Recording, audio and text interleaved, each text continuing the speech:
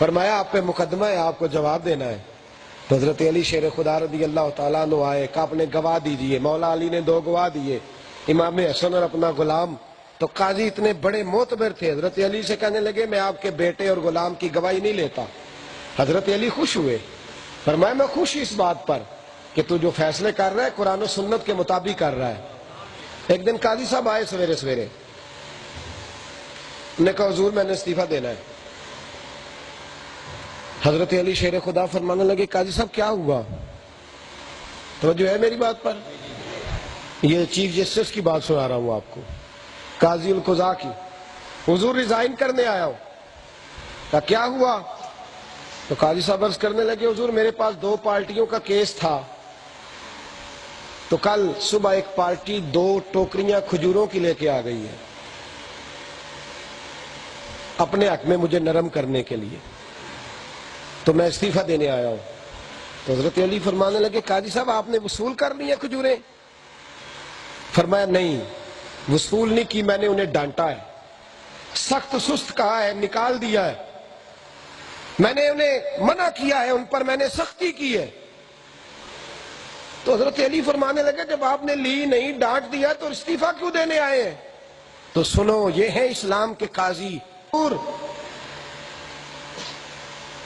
انہوں نے میرے بارے میں سوچ لیا ہے کہ میں رشوت لے سکتا ہوں۔ تو جس کے بارے میں لوگ سوچ لینا کہ یہ پیسے پکڑ سکتا ہے، اسے قاضی بننے کا حق۔ حضور میرے اندر کوئی کمی ہوگی کہ انہوں نے سوچا ہے نا کہ قاضی پیسے پکڑ لے گا؟ انہوں نے سوچ لیا ہے، لہذا اب میں قاضی بننے کے قابل، اس لیے کہ کہیں تو انہیں خیال آیا ہے۔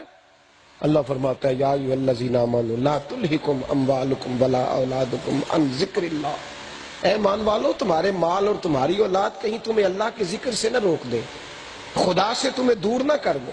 ہم تو ایسے موج میں لگے ہیں پیسے کمانے کے کہ بھول ہی گئے مقصد زندگی کیا تھا۔ ہم تو ایسے لگے ہیں اپنی زندگی میں ایسے گم ہوئے ہیں کہ حاجت ہی نہیں، سوچ ہی نہیں کہ آخر انجام کیا ہے ان چیزوں کا۔ بھائی یاد رکھیں میرے نبی پاک سید عالم صلی اللہ علیہ وسلم نے جو معیار دیا وہ معیار ہمیں سمجھنا چاہیے۔ اور ایک اور بات بھی لوگ کرتے ہیں، وہ بڑی انوکھی ہے، کہتے ہیں جی وہ تو خلفائے راشدین تھے۔ کون ہے؟ تو نبی پاک نے آپ کو کہا نہیں کہ خلفائے راشدین کے طریقے پہ چلنا، علیکم بسنتی و سنت خلفائے راشدین المہدیین، فرمایا میرے طریقے پہ بھی چلنا اور میرے خلفائے راشدین کے طریقے پہ بھی چلنا۔ حضور تو ڈیوٹی لگا کے گئے، فرمایا سچائی وہ ہے مان علیہ و صحابی جو میرے اور میرے صحابہ کے طریقے پر ہو۔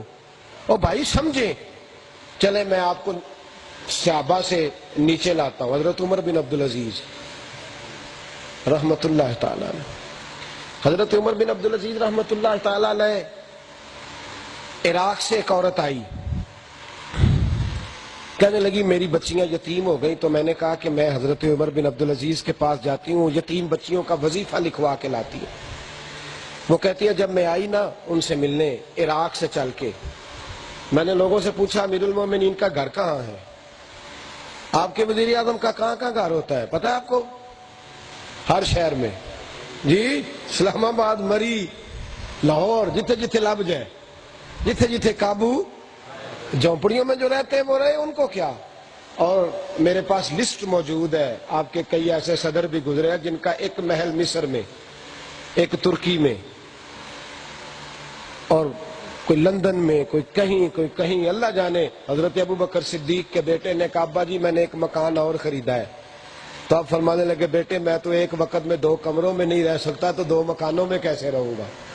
جا کے مسجد نبوی میں اعلان کر دے کہ جو مدینے میں غریب ہے وہ آ جائے، ابو بکر کا مکان اس کے لیے حاضر ہے۔ یہ سوچ تھی۔ یہاں تو پتہ نہیں کیا کیا اکٹھا ہو رہا ہے۔ حضرت عمر بن عبدالعزیز کا گھر پوچھا بادشاہ وقت کا، عورت نے، عراق سے آئی، کہاں ہے مکان؟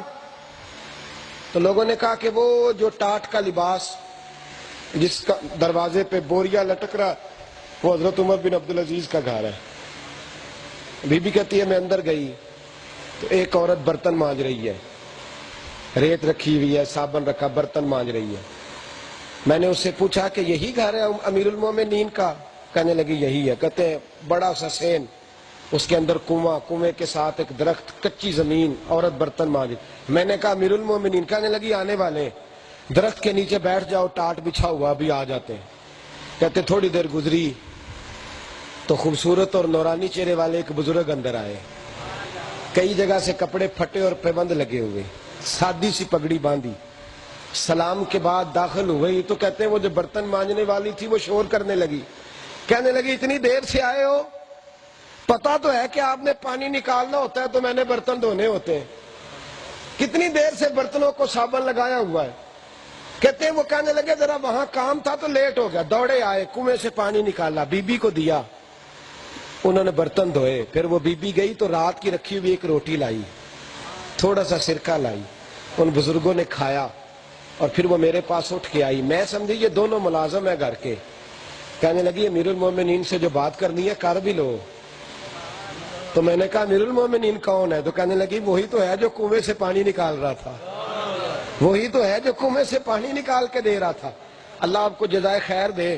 ہوں نہ سٹیا جی، میرا دھیان پیسے ہو جانا جی، کھینچ لیتا ہے اپنی طرف.